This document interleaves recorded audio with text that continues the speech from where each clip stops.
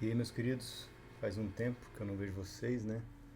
Tô correndo aqui para conseguir um tempinho para gravar aqui pro canal sobre o Naruto Arena. Agora eu vou fazer um vídeo, o segundo vídeo daquela saga que eu comecei de responder perguntas corriqueiras, não só de vocês que assistem, mas também da comunidade no geral, principalmente a que se comunica comigo mais lá no Discord. Então, nesse vídeo eu separei 3 perguntinhas aí recorrentes sobre o jogo no geral, sobre o meta, sobre personagens. Espero não debruçar muito em cima desse vídeo para ele não durar uma eternidade, mas é isso aí, vamos tentar. Já peço desculpas se eu for um pouco redundante em algumas questões, se a cadeira ranger muito, que provavelmente vai acontecer, porque ela é bem velha, mas é isso aí. Lembrando sempre que qualquer dúvida para esse vídeo vocês podem colocar aqui nos comentários do vídeo. Eu sempre vou priorizar pelas que são mais gerais, pelas que abarcam mais assuntos, que vão alcançar mais pessoas, do que dúvidas específicas assim. Essas eu prefiro responder ali solo mesmo no comentário. Para esse vídeo eu vou falar um pouco sobre o que faz uma opinião dada por algum membro da comunidade ser discutida, seja hate, seja crítica. Qual a necessidade do hard counter, que é aquele personagem que ele anula completamente um tipo de habilidade ou um outro personagem específico. E terceiro, para finalizar, por que o meta é definido e irrefutável. A gente vai pular em cima disso um pouco mais para frente. Vamos começar então, para não lembrar muito. A primeira pergunta que eu queria tratar aqui é essa questão de o que faz uma opinião ser discutida, ou seja, o que faz uma sugestão dada por um membro da comunidade ser levada à discussão pela equipe ou não, ou só ignorada, ou até passível de banimento, a depender dos casos aí.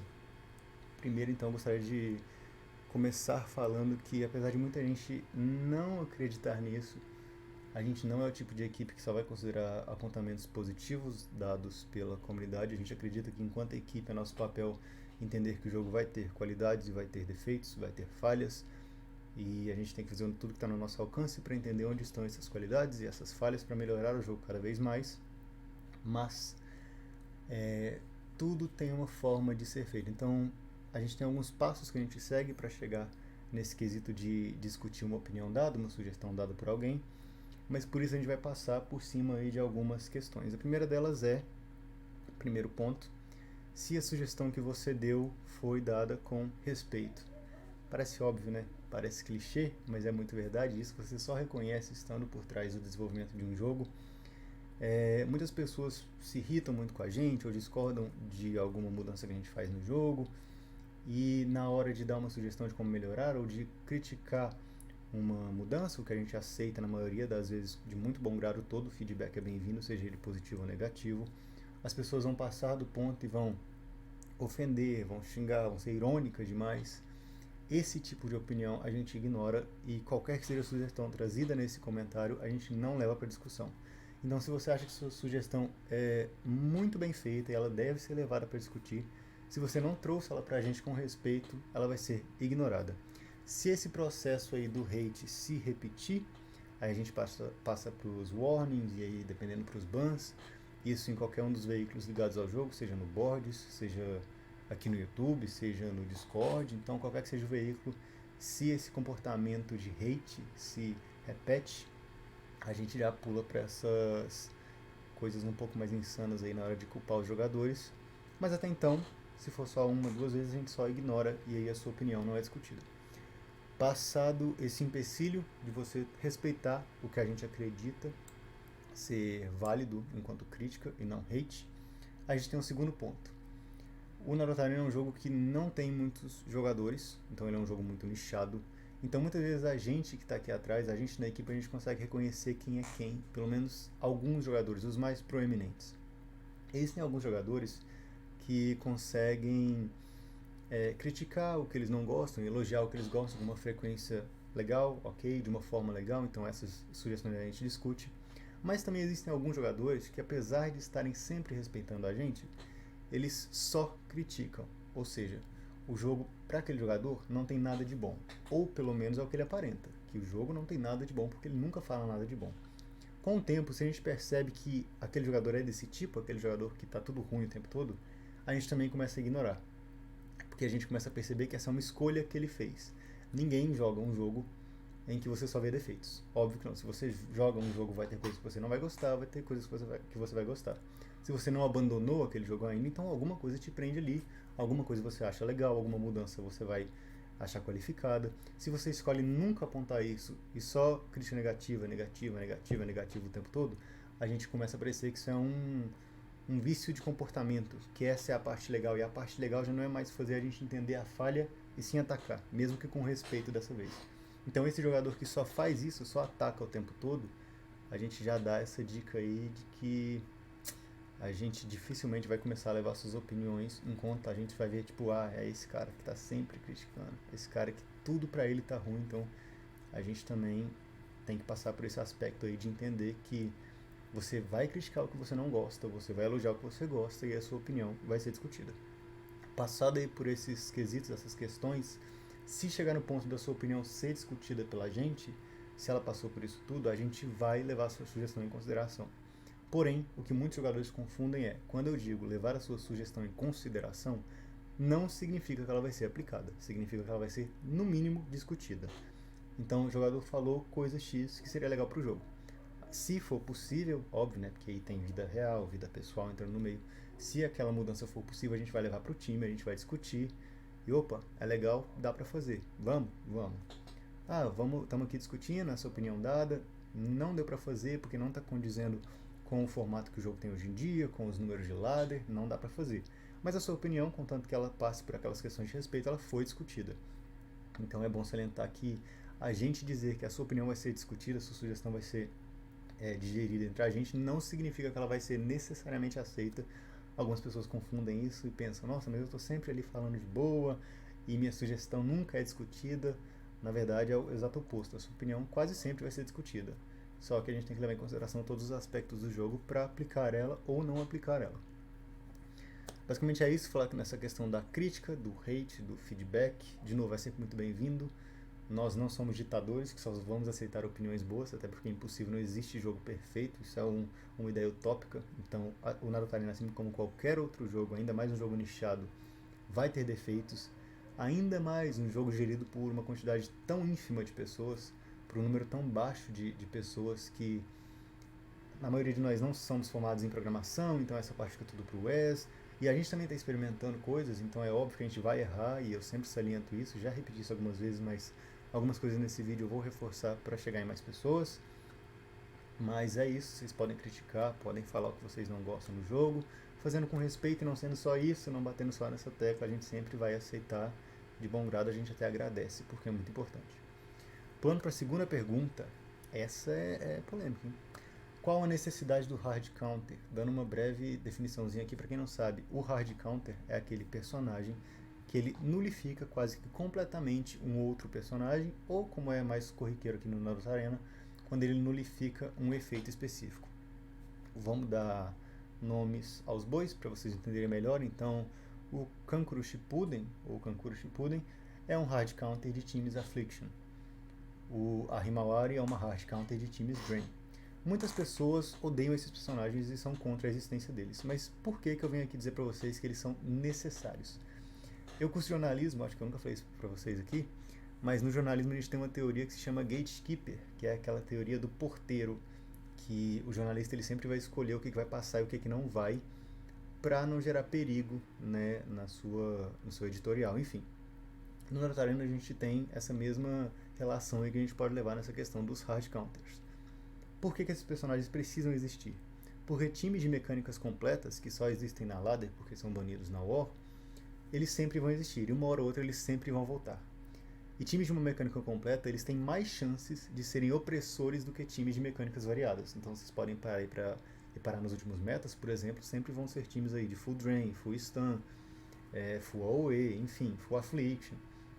Times aí que são feitos de personagens que se unem com mais facilidade, por isso que esses times são mais proeminentes. A gente precisa daquele personagem para segurar esse time. Por quê? É óbvio que você vai estar jogando com aquele time, Full Affliction, por exemplo, vai ser extremamente frustrante para você esbarrar com Kankuro Shippuden ou com Edo Tensei Rasa. E aí, quando acontecer, você vai dar aquela partida por perdido, porque é quase impossível você derrotar esses personagens usando esse tipo de time. E é frustrante, a gente entende, pro lado de quem está jogando. Mas é necessário. Porque se esses personagens não existissem, esses metas seriam ainda mais fortes e aí trariam um dano para o jogo que metas geralmente não são visados a causar, apesar de terem essa definição aí de aparecer bastante. Eu vou falar mais um pouco disso na terceira pergunta. Mas tem toda uma questão em cima de por que hard counters são tão necessários. E então tem variações, né? Existe também o soft counter, que é aquele personagem que ele é bom contra um efeito específico, mas ele não necessariamente nulifica. Mas o hard counter, que é esse personagem que nulifica mesmo, ele é necessário justamente para ter essa ideia de que se esse time despontar, alguma coisa segura ele. Isso não significa, como vocês podem notar, que a Himawari, o Jubi, o Sai existirem no jogo faz com que personagens de times de personagens Drain não existam. Vira e mexe, a gente tem aí um time full Drain na ladder, né? Então não existe essa questão de, nossa, eu não posso jogar com esse time, mesmo existindo aquele personagem, porque as pessoas jogam, aquele time existe, ele é jogado. Mas existe essa portaria aí, esse personagem que vai dar essa segurada, justamente para aquele time não ser aquela coisa de nada para ele. Então se esse time está no meta, a gente tem que aceitar, e é isso. Estamos falando tanto de meta aqui, vou pular para a terceira pergunta desse vídeo. Talvez fique curto demais e valeu trazer mais algumas perguntas. Se eu pensar mais alguma coisa aí que eu não tinha notado, eu converso aqui com vocês nesse vídeo ainda. Terceira pergunta, por que o meta é definido e irrefutável? Meta significa a tática disponível mais eficiente. É o que a sigla significa em inglês. Galera, todo e qualquer jogo, sem exceção, se for um jogo competitivo, tem meta. O jogo pode ter 2 jogadores, 100 jogadores, 10 mil jogadores, 1 milhão de jogadores. Todo jogo tem meta. Por quê? Óbvio que quando a gente vai jogar um jogo, o nosso objetivo principal é se divertir, mas a gente não pode se colocar numa utopia aqui e entender que ganhar não faz parte da diversão. Todo mundo quer ganhar, todo mundo quer chegar no nível mais alto possível, seja de ranqueamento, seja de nível mesmo, enfim. Para ganhar, eles vão usar o que meta significa, a tática mais eficiente disponível. Essa tática sempre vai existir, porque como eu já disse muitas vezes, um jogo com 320 personagens, isso inclusive é um defeito do jogo ter bastante personagens, é impossível que todos eles sejam igualmente balanceados. Isso é impossível. E quando eu digo impossível, não é força de linguagem, não é uma figura de linguagem, não estou dizendo que é muito difícil, não, é matematicamente impossível. Isso nunca vai acontecer. Se um time está muito forte, chega a atualização e ele é nerfado, outro time vai tomar o lugar dele. Sempre. Isso sempre vai acontecer. Por que o meta é irrefutável? Porque as pessoas querem ganhar. E a relação de o meta ser tão proeminente ou menos proeminente, ela é indiretamente proporcional ao número de jogadores no jogo. O que significa? Quanto menos jogadores um jogo tem, mais fácil um time vai se proliferar, como é o caso do Naruto Arena. É um jogo que não tem muitos jogadores. Por esse motivo, toda vez que um time desponta, ele vai chegar na grande massa do jogo com muito mais facilidade, porque as pessoas vão ver aquele time com mais frequência. Então o fato do Naruto Arena ter menos jogadores que outros jogos faz com que os metas apareçam mais fáceis, de forma mais fácil que nos outros jogos, obviamente. Irrefutável por quê? Porque faz parte do jogo. É uma conversa direta. Não existe Naruto Arena sem meta. Isso nunca existiu desde 2006. Mesmo que seja um meta mais aberto, em que vão ter ali 5 times que funcionam muito bem, ainda é uma coletânea ali de times que funcionam melhor que os outros. Não existe, gente. É a mesma coisa que você falar, quero jogar CS, adoro CS, mas odeio FPS. Percebe que é uma relação que não faz sentido? Porque um precisa do outro, um é o outro. Não existe Naruto Arena sem meta. E isso não é uma coisa que está no nosso controle. Não é a equipe que decide isso, não é a equipe que escolhe qual vai ser o meta. Inclusive isso é algo legal para discutir daqui a pouco. Isso é algo que vem da comunidade e sempre vai vir. O balanceamento pode acontecer de 15 em 15 dias, de 2 em 2 dias, de 5 em 5 meses. O meta vai sempre existir. Eu ia falar também da questão de o nosso balanceamento não poder ser mais rápido do que de 15 em 15 dias. Na verdade, o balanceamento ser de 15 em 15 dias, quinzenal, já é um número muito rápido. Já é um número que vem ali com uma frequência muito grande. 2 vezes por mês, o jogo muda completamente o meta, o personagem está muito forte. E apesar de um jogador específico não gostar de um time que está no meta, a gente sempre tem que se colocar nessa posição de é minha opinião e não é um fato. Eu falei inclusive no outro vídeo, no primeiro vídeo dessa série, que a nossa opinião enquanto membros da equipe não está acima da opinião dos jogadores, e a gente entende isso.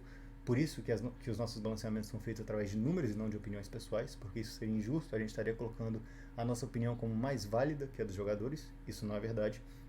A mesma coisa acontece para a nossa opinião na hora de julgar um personagem ou um time. esse meta ele é ruim. Vou trazer de novo o jornalismo.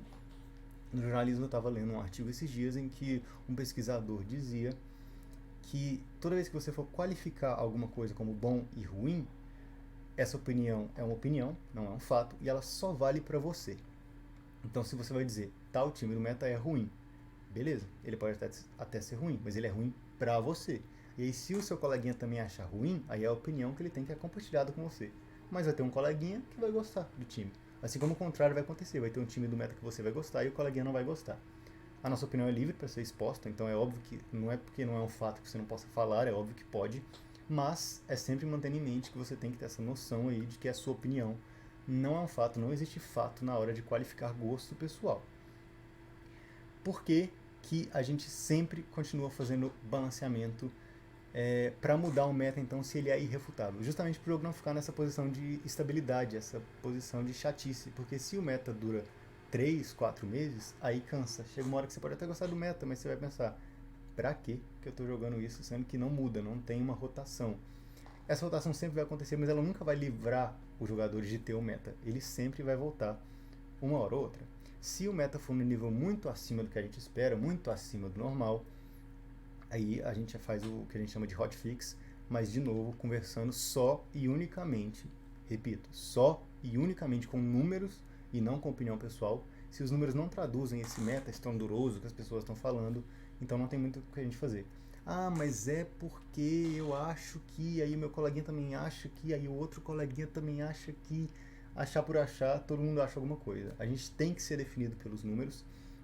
Agora a gente está tendo um approach aí de, principalmente nos nerfs, aparecerem mais que os buffs e levando nerfs a personagens que não tem números tão gritantes assim, mas ainda estão no topo, justamente para tentar diminuir ali o power scale do jogo.